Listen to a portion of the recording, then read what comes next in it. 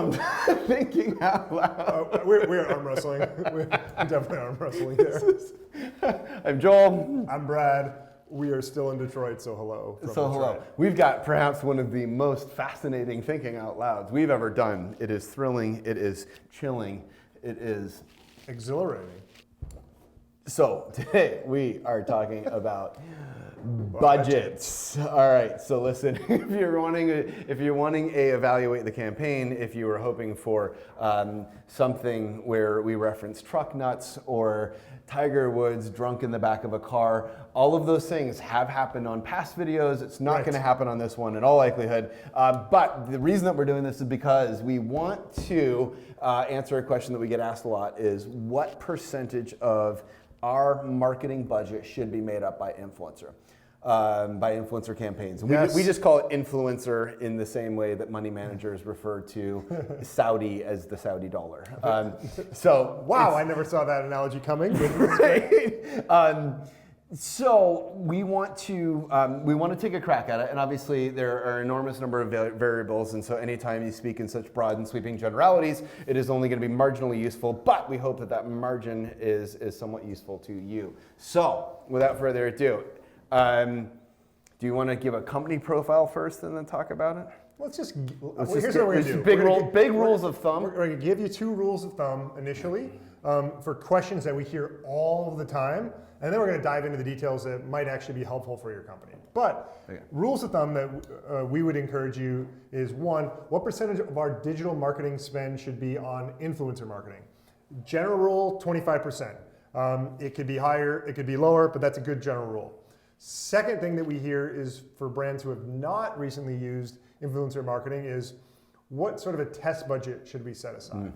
So recommendation, somewhere between 50 and 200K would be our recommendation to you, assuming that you're big enough to be using an agency at that point. So with those general numbers out of the way, let's now dive into really understanding where you should be in that threshold. And I guess I should say too, is that the numbers I shared earlier for test budget, that is not the ceiling. That is anything you're gonna do, we recommend to marketing organizations to go in, test it, learn, and then grow and expand. We certainly work with a lot of brands who have budgets much, much bigger than that on a monthly basis, 7-figure budgets. So definitely encourage folks to be really smart about it and be pointed. So here's how we're gonna cut it, if this works for you. Yeah. Let's first dive in and look at new brands that are really starting to emerge. Not necessarily new companies, although we certainly work with a lot of new companies, new brands that are have big budgets with backing from Silicon Valley VCs. But this could also be, or if Budweiser, or Coke introduces a new brand product, and it's got a massive, massive budget behind it. Exactly, and frankly, it even applies to established companies who are just trying to change how they're perceived in the marketplace. So you're kind of rebranding. I love those campaigns. Yes. I love the PR stories. So first one, just to dive into this, let's talk about new brands. So when we do work with influencer marketing, people come at it generally in large organizations from 2 perspectives. One is the people who have been responsible for TV budget for a long time, and they're really drawn to branding, and they realize people are switching from TV to YouTube, so they're saying, well, let's put some more budget in YouTube, and they think of everything from the context of TV. Right. The second group that goes into YouTube marketing is people that are responsible for traditional digital marketing, so search and conversion and clicking on banner ads, and people who say, oh, there's clickable links in YouTube videos, we can attribute that traffic as well. And so what's really interesting about influencer marketing in general, but particularly YouTube, is that you can do both. And to share some more stats with you, we typically see a 3-to-1 ratio of unattributable traffic to attributable traffic. So for YouTube, for every 1 person that's clicking on the link in the video that you can track, there's generally 3 other people who are going to your site and to your to learn more about your company. So can I talk about the pros and cons really quickly of each of those 2 camps who are coming? Let's do it. Okay, so the TV people, here's what you absolutely have going for you is that you understand branding, you understand the value of branding, you understand that brand story, you understand that that dollar is not lost if it is unattributable. You understand that there's an enormous amount of noise and demand for attention there, and you understand that getting in front of somebody by somebody that they trust, i.e. a YouTube or Instagram influencer, is valuable. For sure. That's great. I will say very quickly, this is where TV gets it wrong, is they treat things like a TV commercial and a TV production shoot, and that's where they go awry. Right. We've got other videos on that. I'm not going to go into it, but it's a different thing. YouTube's not TV. Don't try to create the same video that you would on TV for YouTube. Right. It's not going to work. And then on the digital side, here's what I love about them is they get it in that they like the attribution bit. Their attribution model is very sophisticated and very savvy. What they miss oftentimes is again, the branding element. Right. And they recognize the value. They recognize it as part of their mix. They also, the really savvy ones, recognize that what they're doing on their direct response, on their paid search, on their Facebook, on whatever other the paid digital media that they're doing, that doing YouTube tends to lower the costs of all those other things. Right. Those are the savvy ones. But at the same time, they can be hung up if they are seeing, if they've got a target for a $50 acquisition cost and it hits 55, and they want to cut the program. It's like, hold up, like you're missing it here. You're missing an opportunity that's going to make all the rest of everything else you're doing more expensive. All right, I couldn't. No, I think it's on those two fields. Super important. So takeaway lesson from that for me is if you have two different silos in your organization around direct response and branding, bring them together for the YouTube campaign that you're going to be running. That's really important. Okay. So if you are a new brand, and again, this does not necessarily mean that it's the first time your brand is being introduced to the marketplace, but you're rebranding or you're creating a new line of business or you indeed are a new brand. You are looking at rolling into influencer marketing. You've made that decision. Where do you think, Joel, people should be across trying to decide, do they want to focus on branding? And inside of that, should they focus on awareness, consideration, or conversion in this beautiful graphic that we now have up on the screen? Yeah, can you give me a product category? Because it's so hard to answer that question without a product category. Because my answer is going to be totally different depending on what it is. And you want to know the central question that I'm going to ask? Let's just get into Does this product require consumer education? Got it. Okay, if you are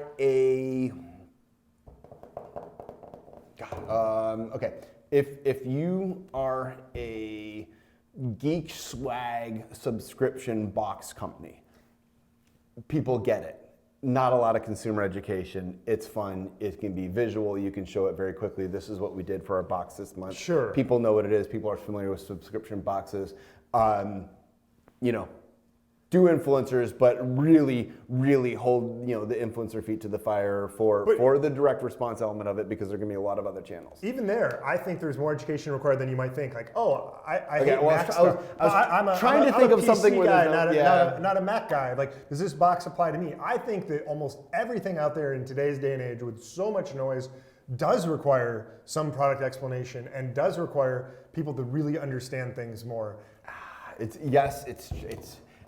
There's got to be a product that we can. Gasoline, right? I don't think gasoline for cars requires, it's more of a commodity. People understand it. Yeah, people go to wherever the most convenient gas station is. In most cases. Well, let's just assume there's a bunch of products that don't require an enormous amount of education. Okay. Yep.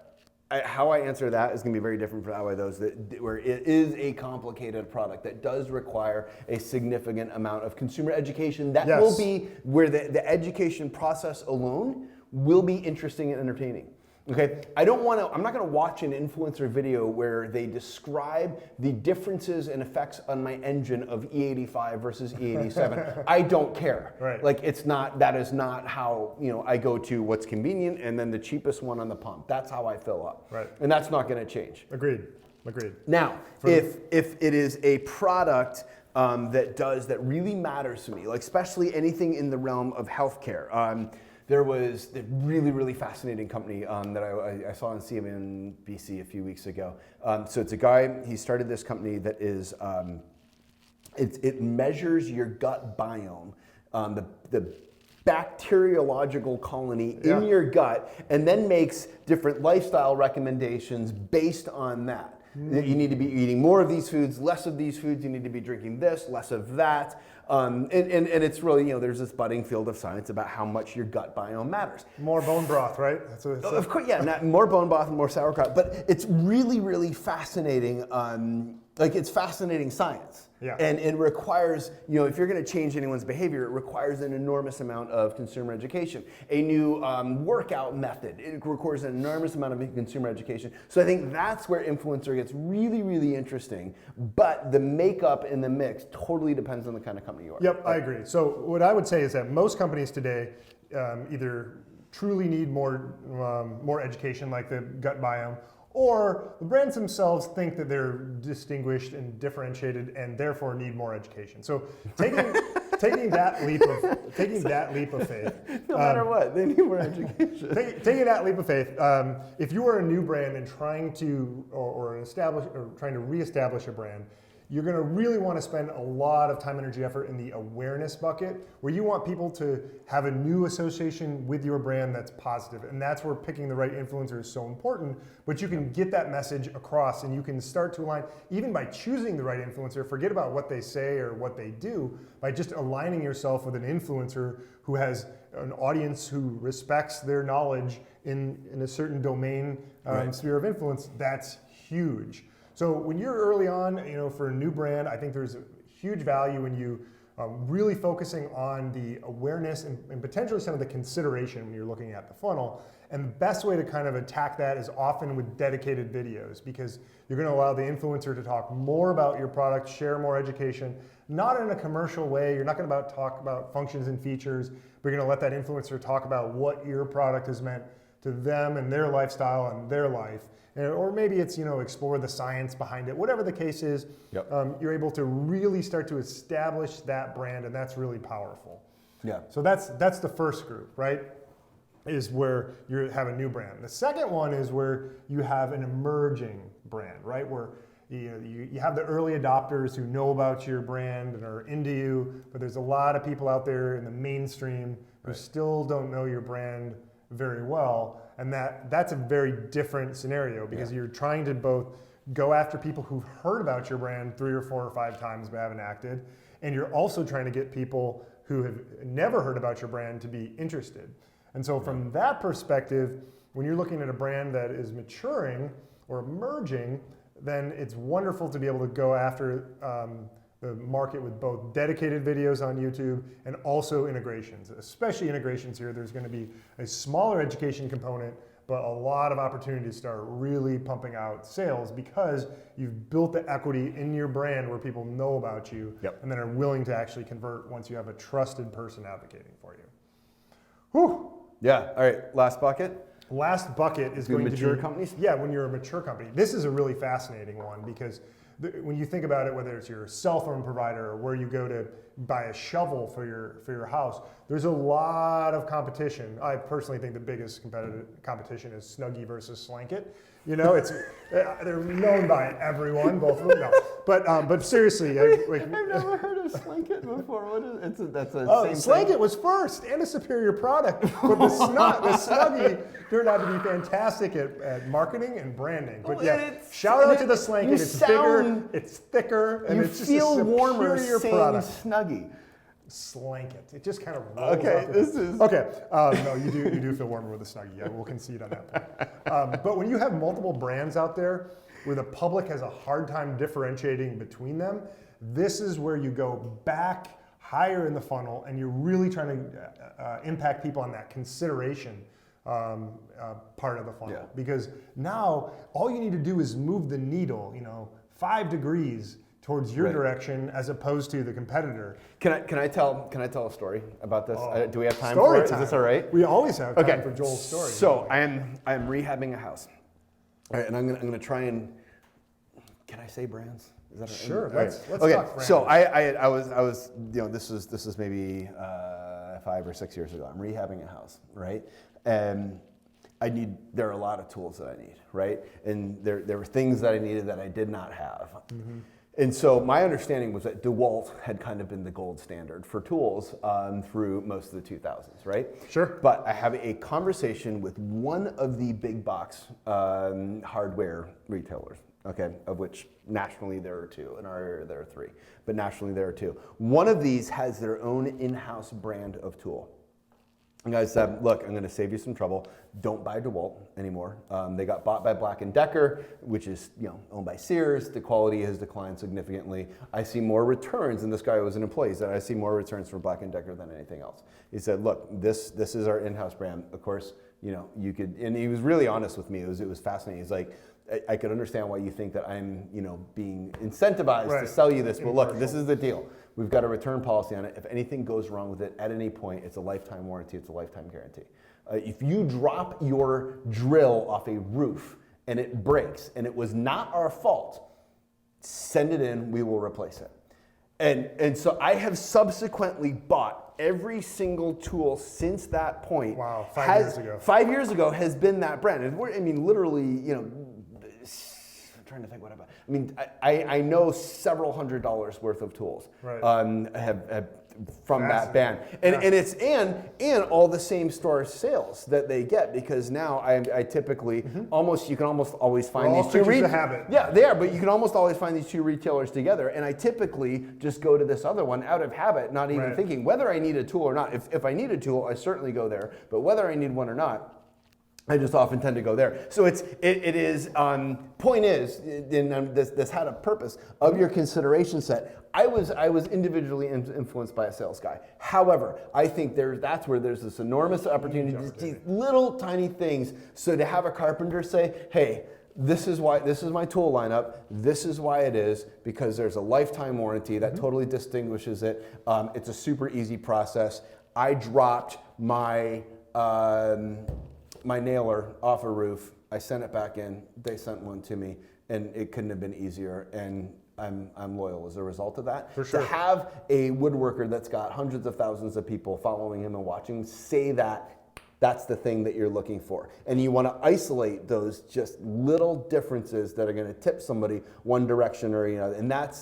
And I don't know whether TV is going to do that or not. No. I don't know whether TV does that the same way, to have that as that authentic recommendation, like this is what's worked for me. A straight ad on TV isn't going to do it. I mean, maybe if you have someone that's known and trusted and is cool in the way that the brand wants to be cool, sure, it can still have an impact, especially if something's super mass market.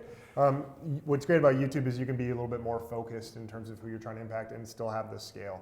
But yeah, that's something that I think a lot of big brands kind of forget, is that, look, YouTube is a great platform because you're still going to drive sales from it. You can still track it. But the real power is just in terms of connecting to that different audience and being able to be a little bit more appealing than the next guy. So yeah, I think and to have that whatever's a little bit more appealing come in the form of a recommendation. Yes, that's a personalized recommendation from someone you trust. Yep, and that's the power. So yeah, that's earned your trust. So again, so we think about the funnel, we think about awareness, we think about consideration, we think about conversion.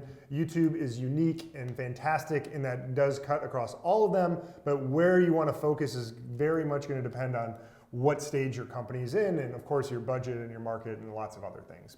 And what's working and what's not working. Right. Like, I mean, when you're absolutely crushing it on paid search, and that's all that you need to spend to have all the business that you can. More money to paid search. Do that. But when those costs start to get untenable because you're having to pay more for different keywords or whatever, then now you've got to start doing influencer to bring those costs back down. Yes. One huge takeaway out to your point is digital marketing is not a zero-sum game. Yes, agreed. You should not be looking at how's my performance on Facebook versus search versus YouTube influencer. That is the wrong way to look at it. It needs to be looked at holistically.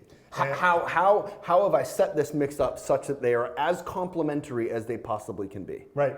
That's the question to ask. Mm-hmm. What is the complementary mix here? Mm-hmm. How are these reinforcing each other, not how they're competing with each other? Right. Yeah. It's like, to use a poker analogy. It's like, yeah, if you have 2, 3, 4, 5, 6 as your hand, like individually, those you look at it and say, like, hey, this is a bad card. But then suddenly, wow, like I've got suddenly a straight that's a fantastic hand. And so. Look at things holistically. Know that you can do a lot of different things with YouTube, but it's going to vary based on your own company. And then going back to the numbers, because I know you've probably already forgotten them by now. Rule of thumb: 25% of your digital marketing spend, and if you're going to test it out between 50K and 200K. So there you have it. Whew! All right, that's a lot. That was longer. Thanks for sticking with us. We appreciate it. So long from Detroit. I'm Joel. I'm Brad. Goodbye. We'll catch you next time. Bye.